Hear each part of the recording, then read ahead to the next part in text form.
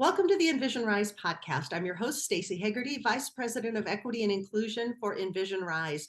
Joining us today is Karuna Ramanathan, and he's joining us from Singapore tonight, which is, you are our first guest from Singapore. I'm very excited to have you. And you are the Principal Consultant for KR Consulting. Thank you, Staci. It's a real pleasure. Thank you. Well, let's start with some introductions. Why don't you tell us about yourself so that we can learn a little more about you? And then we're going to really get into organizational transformation, one of our favorite topics here. You know, I've been privileged to have worked for like 4 decades. Next year would be my 40th year. And, Staci, you learn a lot of lessons along the way. But the career is really broken up into a few parts. The first 20 years was in the Navy, of which 11 and a half years was at sea, of which 5.5 years were in command of 2 warships. That was my formal introduction to leadership and leader work. The next 10 years was in the leadership center in the Singapore military, which was being set up. And I was fortunate to be part of that pioneer group that actually brought culture change to a military that was seeking to transform itself. And then from there on, I did 3 years in government as government's most senior change consultant for internal conversations within senior leaders, leadership collective, that kind of stuff, on transformation work again. And in the last nearly 6.5, going into 7 years, I've been an independent consultant leading a small team of like-minded associates trying to do work in Singapore and in the region, largely with government-linked organizations, but increasingly also with corporates who are actually facing forced transformation and change. And that's been pretty much the state of things here post-COVID. Basically organizations are finding themselves in a state where they would have to change quite quickly. So that, in a nutshell, is all 40 years wrapped up quite nicely in, 60 seconds. Geez. I didn't know you could wrap up 40 years in 60 seconds. Congratulations. Frightening, huh?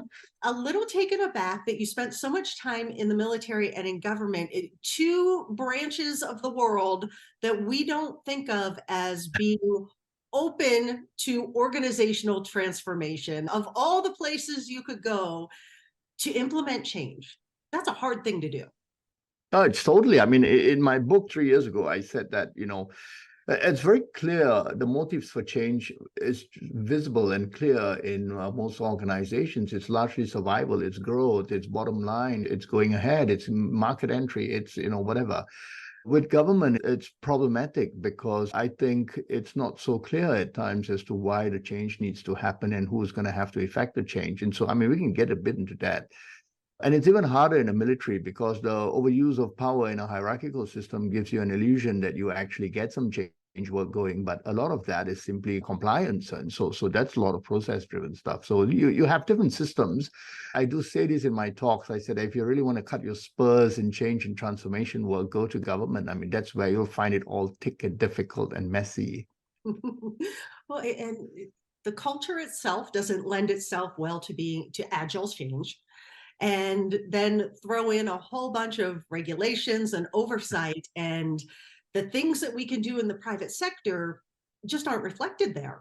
Totally. It actually is quite troubling because alongside with change, you actually have to innovate. And that's like, a lot of luminaries have said this, scholars like John Cow and all have said, you have to innovate. It's messy and inefficient. And it just is counterculture, Staci, to the way government organizations have evolved. And at least in this side of the world, there seems to be a certain type of people who actually get into government, and that it's not a criticism, but it's simply established ways of working, and it's really hard to unfreeze, to use an organizational development term. We've got the same thing going on this side of the world where... Okay, then. I'm somewhat comforted. There seems to be a perception that there's something comforting about not changing. And it's hard to, quote unquote, and I'm using air quotes now, talk people into changing. Let's dig in a little bit further and let's talk about, how do you confront that issue? The issue of people just being hesitant to change. They may have good reason, they may have no reason, but how do you start to work with people that way? I start with the principle in the work that I do, and I'm actually having a session in about 2 hours, actually, with a bunch of leaders.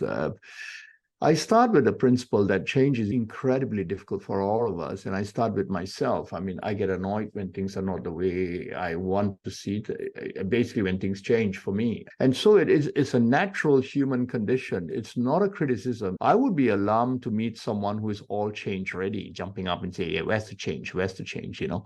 So it starts and ends with me.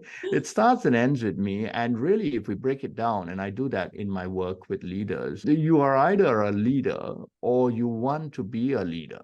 Now, the differential there is power. If you are a leader and you've earned your right to be it in most cases, you are in a position of power. The problem with that is sometimes the overexercise of that results in all kinds of issues and the justification for that, get work done, this is a deadline, results. That's a leader issue, and change is incredibly difficult for leaders because they are simply successful people. That's the Marshall Goldsmith piece, right? But there's a whole lot of us just sitting under those positions that have understated a lot of our potency for influence. And that's where the difference between leader and leadership becomes apparent. So then invoking that potential becomes quite interesting to the middle core. I mean, they used to be called middle managers, but in the last 3-4 years with force changes happening, you now have a big bunch of people all bunched up in the middle core. They may be managers, supervisors, project leads, team leads, people who deal with vendors, stakeholders, young graduates who have to be stuck in suddenly working in areas that they're not comfortable with. That's a lot of leadership ask going on there, and leadership is simply a process of influence. And so when we do that work, I mean, we actually invoke that potency for influence because influence makes you more successful. And for leaders, it's a little harder, but basically the start point is don't be a jerk, I mean, basically don't stifle all these things that need to happen. So there are different entry points into that logic, that cognitive space, but getting to the affective and emotive space is a lot harder. I mean, and then that's well known around the world. I want to talk about that some more. That's something that the guests I've been hosting lately, we've been talking about the emotion of work and the way you feel about the work that you do and the way you feel at work. Is that something that you're seeing a lot of, that it's becoming much more important than ever? Oh, totally. I mean, that's an interesting point because when we work with middle managers, we start there. I mean, I typically start there. How do you feel at work? And because influence is leaders in organizations have to produce results and they should be forgiven for that. A lot is being asked of them, but at the end of the day, the organization is not a family happy place. I mean, it can be if you work hard at it, but the bottom line is still results. And so a lot of the work that's going on is couched in the language of results. And sometimes it's unpleasant because, as I say to leaders, you produce, but you also unintentionally reduce. You reduce people to states where they don't actually feel good. Now, with the middle core, which is increasing the work being asked for in Singapore and in the region, and that's where the execution challenge is in a lot of transformation work, without a doubt, you actually have to deal with influence. And the measurement for influence is really how people feel about the impact you have on them. Not the results, but how do people actually feel about you? And here's the problem with being a leader. Have you got any feedback for me? No, boss, you're doing really okay. Don't worry about it. You know what I mean? You don't get the feedback. And we rely on 360s, 180s, and those tools are great, but it comes with a whole lot of loaded assumptions, right? But for the middle core, there are simple and effective ways to get a sense of how people actually feel around you. But the starting point for that, Stacy, to get to your question is, if you are getting to work feeling burdened, heavy, with a whole load on your back, like as if you're walking to the Everest base camp every morning, then I think that's going to be rubbing off on people. So one of the tricks that I use is, I mean, how do you feel at work? I mean, how do you feel at home? I mean, how do you really, I mean, seriously, how are your relationships at home? If you are feeling terrible at home, no one's going to feel great around you. The same principle applies at work. And as people who work in leadership positions, I mean, basically in leadership, we're just going to have to be mindful of the impact unintended we have on people if we drag our sorry selves to work and say that the whole world's against me. And that's a bit of that. Okay, you can call it a bit of the shadings of positive psychology, but it's just a law of human nature. I mean, why are you rubbing off negative energy on a lot of people? I think as leaders, sometimes we don't even realize we're doing it. Yeah, totally. We think we're doing a great job of, masking our emotions, especially if there's something going on at home. And oftentimes there's something serious going on in people's lives, but Totally. we think no one can tell. and everything's fine. And I'm exactly the same. It's just the world is terrible and it's not my fault. How do you encourage people to work through that, without becoming a psychologist? That's obviously not your role or most people's roles, but what can people do? Be mindful of how you show up. Leadership presence does not require position, it requires presence. I mean, basically, you have to be mindful of how you show up. And I actually say this to middle managers and leaders. If you're having, as we all do from time to time, a terrible day, like, I'll tell you what happened last week. I took a couple of days off and I decided that I would go away for like 3 days, 4 days, And to my horror, when I woke up to get to the airport, I actually had swollen eye bags. I don't know, it was an allergy. And I just said, I was sharing it with a client yesterday. I said that, could you imagine if I was running a leadership workshop or a coaching session, or I had to give a talk, I had to consult? That would be extremely terrible for me. I mean, I always say, this is not how I'm going to show up. And so you are entitled to call the time out. I am not in my best self today. And that's the kind of work we do with middle managers. I am not feeling great. I've not had a great weekend. This has been awful for me. My dog is unwell, whatever the case might be. And let's respect that. We have those days. The problem, Staci, is when those days become the norm. And then we start going into this downward spiral that work is actually the cause of all this, and I don't have work-life balance, I need a life. And in this side of the world, mental health is becoming a major issue. We get repeated requests from clients, so how do you deal with this? And I say, is it resilience? Is it about mindfulness? Or what is it, And you cannot afford to see work as the cause of your problems. A home can be the cause from time to time of your problems, but it's how you show up, because that influence you have on the 5 or 7 people who work around you would be quite tremendous. And so call a timeout. Just say, I'm out. I'm out of this for the next 3 days. And that level of openness and authenticity works a long way in helping people empathize with each other. And so it all kind of stacks up this way. And that's what we do here. We keep reminding people that it's okay, it's not a great day. You know what I mean? This didn't go as well as I planned. I just need to take this day off. I think that's something that, at least here in the States, we have not truly gotten to the point of being comfortable with a mental health day, or being that transparent that my dog's been really sick, or even to say, I've got a lot going on at home right now. I need a day or two to focus on that so that I can focus on the work that's at hand when I'm at work. Where do we need to be having those conversations? I think there's a piece of it that's obviously showing your employees that you do that, and that makes it okay for them to do that. How do we get the C-suite executive teams, how do we get those upper level leaders to get comfortable with that level of vulnerability? That's a hard ask. It is terribly hard because it breaks the mental model we have of management and leaders. You're supposed to be strong. It's the hero worship. You're supposed to be strong, charismatic, knowledgeable, powerful, decisive.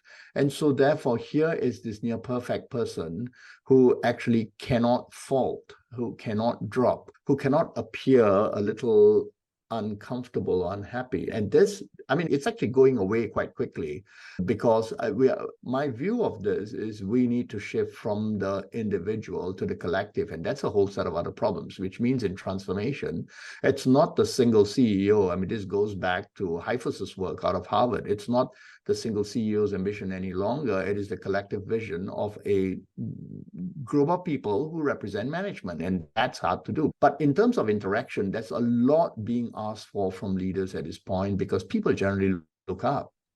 They don't look down. They look up. They meet leaders in the lobby, in the car park lots, in the elevators, in the toilet. Okay. So basically, that moment is actually so important. And many people have said this, and many of the scholars have said this, many of the consultants have said this. Watch how you're being watched. You are being watched. And it's irrecoverable. With senior leaders, we say that, you know what, if you had that one moment where you let your guard down, unfortunately, that perception is going to be tagged on you. And so it's a huge ask. But then again, let's flip it around on the other side. It is okay to say, I've had this terrible day.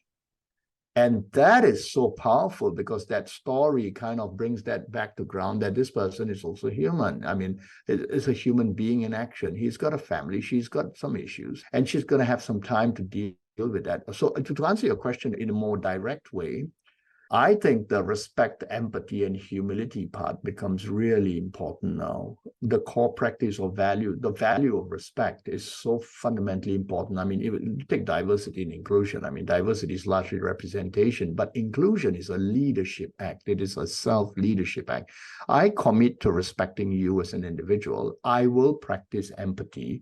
When I get better at it, humility should be quite visible in my actions. So this is what we do with our work with organizations.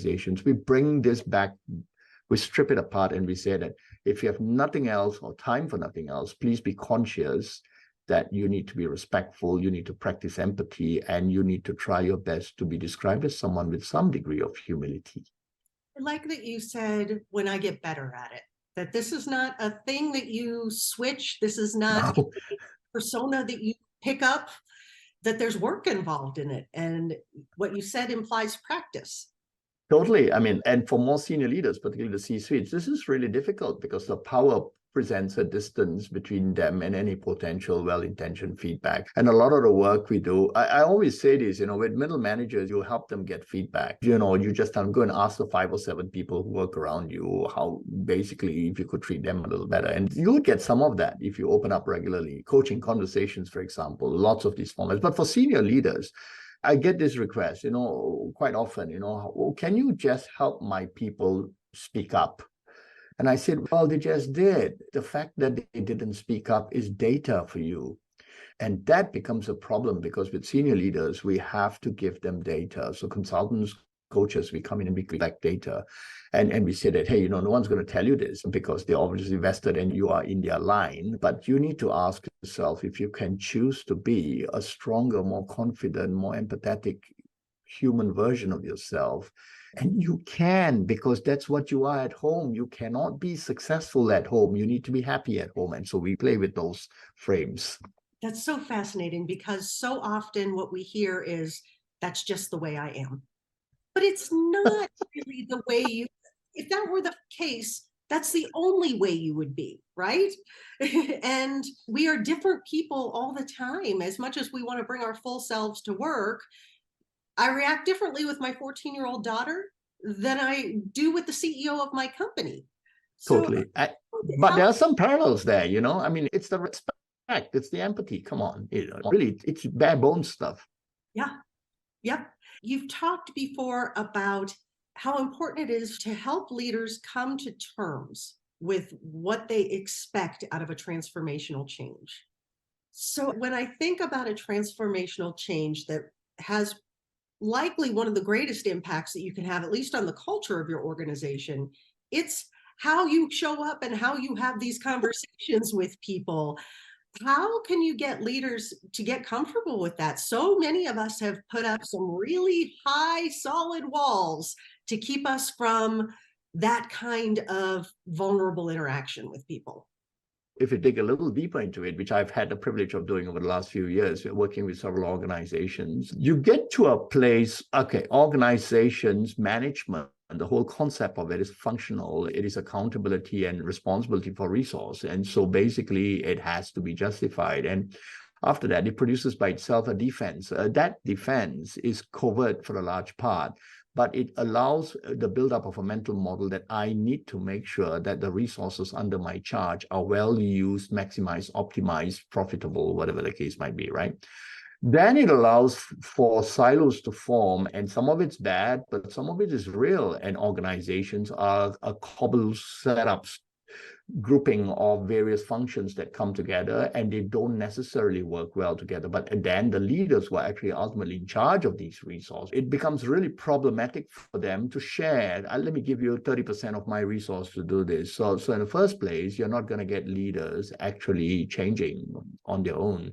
Now, I was in a session with about 70 leaders yesterday in a big organization, and the feedback I got was, "Oh, Karuna, you're really direct." And I said, yeah, I was direct enough. I said, hey, you guys, seriously, don't expect you to be a change leader, but you are the change leadership group, which then means instead of focusing simply on strategy, you need to start to move into visioning constantly, to be able to build ambition together, to be able to make concerted choices between where the focus needs to be in terms of the limited resources, and to agree to disagree, and basically do so because you are committed to prioritization. So those kinds of pieces are a little bit easier for leaders, because then they look to the left, look to the right, and say, I'm involved in this, I'm not involved in this, I do this and I will not do this, and make those choices.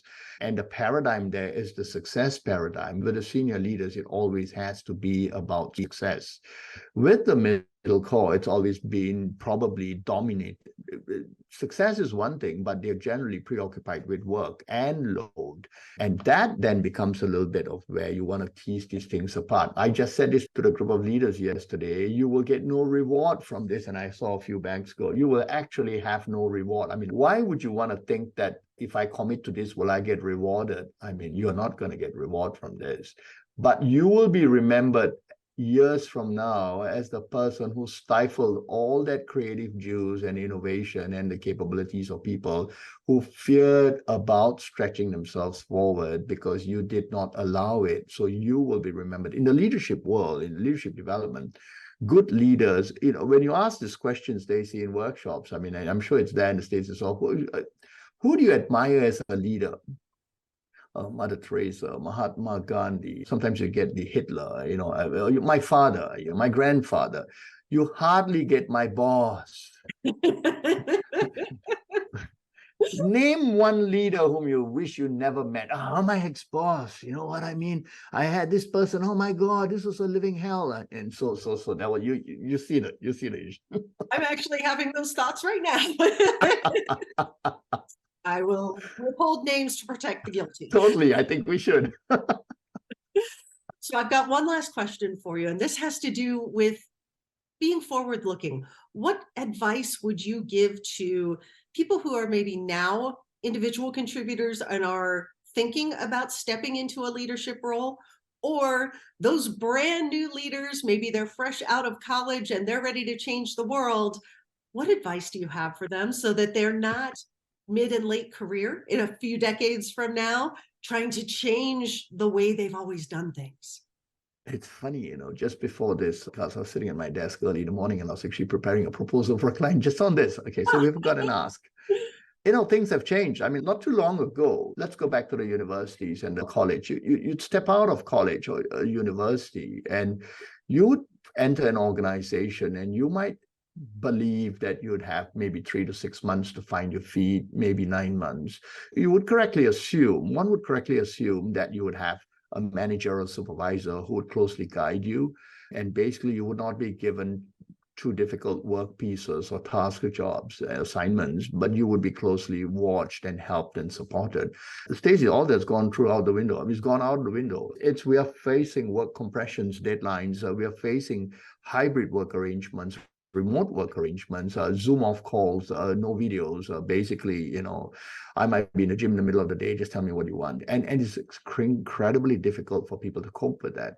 So going to the question, we believe that one of the critical success factors for people in the middle of an organization, even for people who are aspiring to be leaders, is to quickly shift from the manager mindset, where it's directive, to the adaptive team leader frame. And these 3 words are really important. Adaptive, which means you are flexible enough to the left or right. And that a little bit of that is in a sense making complexity. Team, the formats are no longer work groups, which is when most organizations are actually organized in work groups in a waterfall, but in terms of team formats where you look at roles instead of jobs. And leader, because you need to be prepared to step up into leadership positions as and when these present themselves, not necessarily by appointment. So adaptive team leaders are a really big thing with the work we do. And we're going out in Singapore, I mean, we are branching out into the ASEAN region for that because there's a huge ask for it right now. And I think there will also be some generational potential in terms of the younger people who are a lot more internet savvy and the democratization of knowledge. And they really wonder, why do I have to sit in a room and listen to you for 2.5 hours when you actually can get straight to the point in 20 minutes? And that's being adaptive team leader. I hope I answered that question. Absolutely. Adapt, and be willing to adapt some more. I like it. Yeah. Well, Karuna, where can people get in touch with you? You mentioned your book. Where can they find you? The book was not meant for sale, but I'll happily send you a copy if you want to read it, Navigating the Seas of Change. It's just a 90-pager on how the naval experience actually helped me to actually look at leadership from a fresh pair of lens for organizations. But you can find me at Karuna at krk.sg, and I think you'll have those in the notes as well. And do drop me a line, and I'll be more than happy to talk you through some of your issues and point you to the resources should you need it. I've already had in some of the earlier calls where I had some well-intentioned, hey, what about this and what about that? I'm most happy to speak again and share more about my thoughts, Staci. Always willing. And thank you so much. You are obviously a wealth of knowledge and so much great information. I am fascinated with your story. Karuna, thank you so much for being a guest on the podcast today. We appreciate it, and we hope to talk with you again. The pleasure's been all mine. Thank you, Staci. Thank you. Thank you so much for listening to today's episode. And so with your help, we can get this message to more people. Subscribe, rate, and review the show, and be a part of making a difference, because it starts with you.